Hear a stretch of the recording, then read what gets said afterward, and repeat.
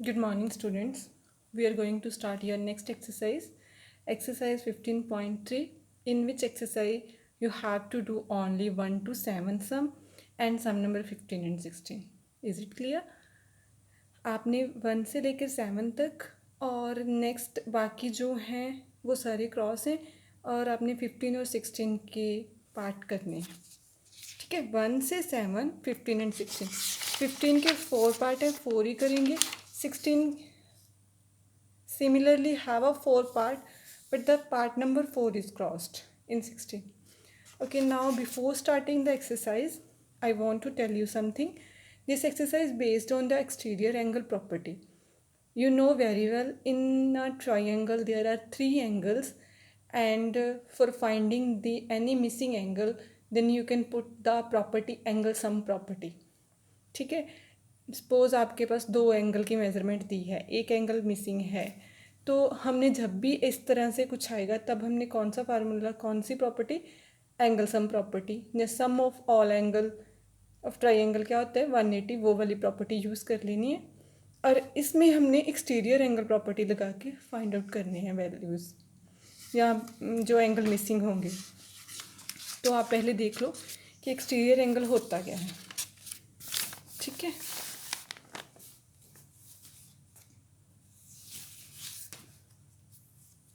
Firstly interior कौन से होते हैं वो आपको बताऊंगी, देन आपको बताऊंगी कि एक्सटीरियर एंगल्स कौन से हैं. सबसे पहले what is this, this is a triangle A B C. क्या है ये ट्राइंगल. इसके जो अंदर हेयर हेयर हेयर जो एंगल्स हैं, इट मीन्स जो angle A, angle B and angle C हैं अंदर बन रहे हैं. इट मीन्स दीज आर क्या हैं ये इंटीरियर एंगल्स. ठीक है, we can write like it angles. अब इसके suppose extend this one line and here will be a angle. Similarly इसको एक्सटेंड करोगे तो यहाँ पे एंगल बन जाएगा. सपोज इसको इस तरह से एक्सटेंड किया तो यहाँ पे बन गया, इसको इधर एक्सटेंड किया तो यहाँ पे बन गया, इसको किया यहाँ पे बन गया. तो जो बाहर बन रहे हैं this one, this one, this, this, this, all these are exterior. क्या है ये एक्सटीरियर एंगल. ये क्या है एक्सटीरियर. जो अंदर है दोज आर इंटीरियर. जो ट्रायंगल के बाहर बनेंगे, ठीक है, वो क्या होंगे एक्सटीरियर. अब ये क्लियर है, ये आपको क्लियर हो गया. ठीक है, नेक्स्ट है इंटीरियर एक्सटीरियर एंगल. क्लियर हो गया आपको. नेक्स्ट है interior opposite angle and interior adjacent angle. ये देखो एक हमारे पास क्या है ट्राइंगल है ए बी सी. ये इसको एक्सटेंड कर दिया, यहाँ पे जो एंगल बन गया, ठीक है, इसको एक्सटेंड करते हैं. ठीक है, इसको हमने एक्स नेम दे दिया, इसको वाई दे दिया. जो अब अंदर हैं ये वाले, दीज आर, ठीक है, ओके, ये ट्राइंगल आ गई. इसके बीच के जो एंगल हैं वो क्या है इंटीरियर. अब ये जो एंगल है वो क्या है एक्सटीरियर. अब उन्होंने बोला ना इंटीरियर ऑपोजिट एंगल, तो इंटीरियर एडजेसेंट एंगल. ठीक है, जो हमारे पास एक्सटीरियर एंगल होता है उसके साथ जो बनेगा वो क्या होगा, ये क्या है, ये आएगा, है तो ये इंटीरियर बट एक्सटीरियर के पास बन रहा है, दैट्स वाई ये क्या आ गया इंटीरियर एडजेसेंट एंगल. ठीक है, और जो इसके इस ये एक्सटीरियर एंगल है ना, इसके ऑपोजिट है. ये तो इसके साथ बन गया, ये तो इसके ऑपोजिट नहीं है ना, सेम साइड पे बन रहा है. It means this is a interior adjacent है. ठीक है, उसके साथ में बनने वाला एंगल क्या होता है इंटीरियर एडजेसेंट. और इसके ऑपोजिट, जो इसके ऑपोजिट क्या है ये वाला और ये वाला, और ये दोनों क्या हैं, दीज टू आर इंटीरियर, है तो अंदर but interior opposite, opposite to exterior के. ठीक है, अगर आप इसे अच्छे से सुनोगे तो क्लियर होगा ये इंटीरियर एक्सटीरियर का कंसेप्ट, अदरवाइज आपका फिर से कंफ्यूजन रह ही जाएगी. मत करो चाहे अपनी तैयारी पेपर्स के लिए मुझे पता है बहुत कम स्टूडेंट्स देखते हैं, बट एक बार अपना कंसेप्ट क्लियर ज़रूर करो, क्योंकि नेक्स्ट क्लास में जाके फिर से आपको प्रॉब्लम आएगी नहीं अदरवाइज। फिर से बोल रही हूँ, ट्राइंगल के बाहर बनने वाला एंगल क्या होता है? एक्सटीरियर। और इस एक्सटीरियर के साथ जो एंगल बनता है वो है इंटीरियर एडजेसेंट, और इसके जो साथ नहीं है, जो इससे दूर हैं, far away, those are interior opposite angles. Clear? अब आपको डेफिनेशंस क्लियर हैं, so that's why I am going to start the. और one thing is more, exterior angle property क्या होती है? एक्सटीरियर एंगल प्रॉपर्टी होती है, आपके पास ये है एक ट्राइंगल, इसके यहाँ पे एक एंगल बन गया, इसको नेम दे दो 4, ये एंगल 1 है, ये 2 है, ये एंगल 3 है। और एक्सटीरियर एंगल प्रॉपर्टी होती है, इन दोनों इंटीरियर एंगल 1 प्लस एंगल 2 किसके इक्वल होता है? एंगल 4 के। ये क्या है? Exterior angle property. ठीक है, ये क्या है? Exterior angle property. Exterior angle property के according interior opposite angle sum is equal to exterior angle. अब ये दोनों इंटीरियर हैं, इंटीरियर भी हैं और ओपोजिट भी हैं। जो दो इंटीरियर ओपोजिट एंगल्स हैं उनका सम किसके इक्वल है? Equal to exterior angle. और एक्सटीरियर यहाँ पे क्या है? एंगल 4। और इंटीरियर ओपोजिट यही बताया होगा, देखना अब थ्योरम है। Exterior angle property, if a side of a triangle is produced the exterior angle so form, जब हम एक साइड प्रोड्यूस करते हैं वहाँ पे क्या बनता है? एक्सटीरियर एंगल फॉर्म होता है, इज इक्वल टू किसके equal? Sum of two interior opposite angle. जो एक्सटीरियर एंगल है वो इक्वल टू है sum of the two interior opposite angles के सम के इक्वल। ठीक है, ये प्रॉपर्टी का रिजल्ट है कि इंटीरियर ओपोजिट एंगल्स का सम किसके इक्वल है? एक्सटीरियर एंगल के। It's a property exterior angle wherever, suppose आपको ये एंगल दिया है 60 डिग्री, ठीक है, ये आपको 40 डिग्री दिया है और कह रहे हैं ये फाइंड आउट करो, तो हम यहाँ पे ये प्रॉपर्टी यूज़ कर सकते हैं। ठीक, एंगल 1 क्या आ गया? 40, एंगल 2 मुझे नहीं पता, और एंगल 4 यहाँ पे है 60 डिग्री, तो ये यहाँ पे ये प्रॉपर्टी लगा के मैं सीधा एंगल 2 निकाल सकती हूँ। अदरवाइज़ क्या करना पड़ेगा? अगर निकालना है एंगल 2 तो पहले मुझे एंगल 3 पता होना चाहिए, तभी मैं एंगल सम प्रॉपर्टी के थ्रू निकालूंगी।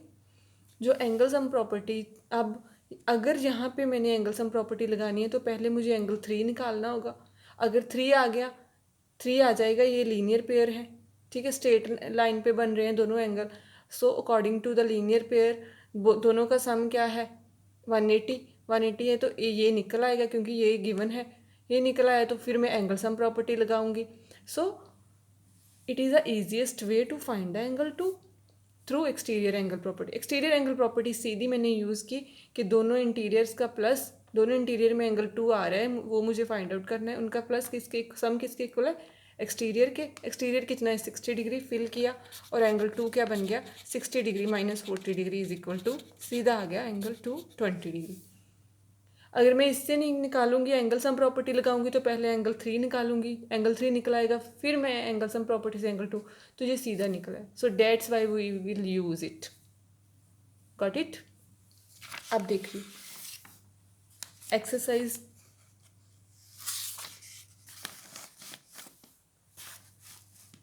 ठीक है, ये रहा हमारे फर्स्ट सम है, figure angle C B x.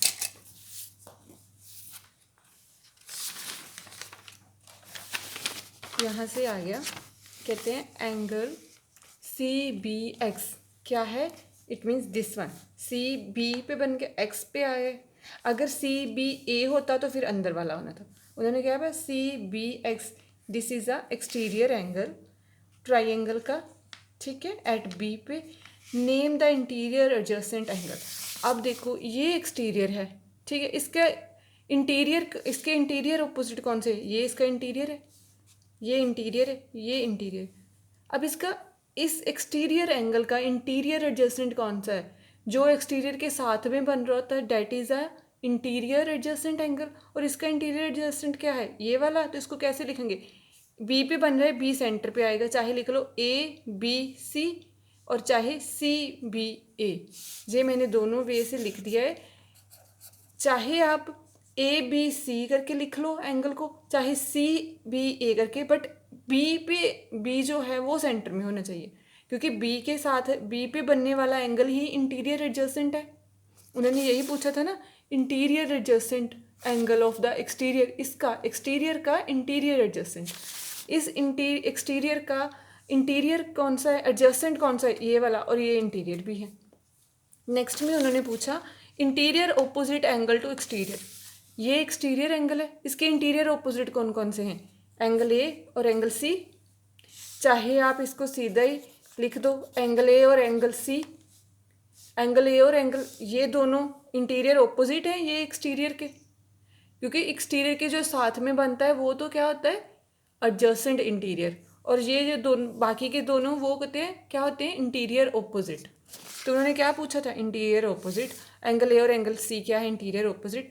अगर आप ऐसे लिखोगे तो भी ठीक है, अगर आप प्रॉपर नेमिंग में लिखोगे तो कैसे लिखोगे, ए को सेंटर में आना चाहिए, ए एंगल लिखना है तो कैसे लिखोगे, बी ए सी, ठीक है, और सी को लिखोगे तो ए सी बी।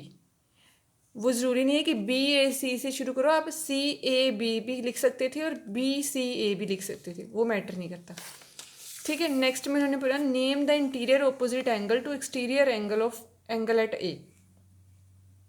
क्या पूछा उन्होंने, name the interior opposite angle to an exterior angle at A.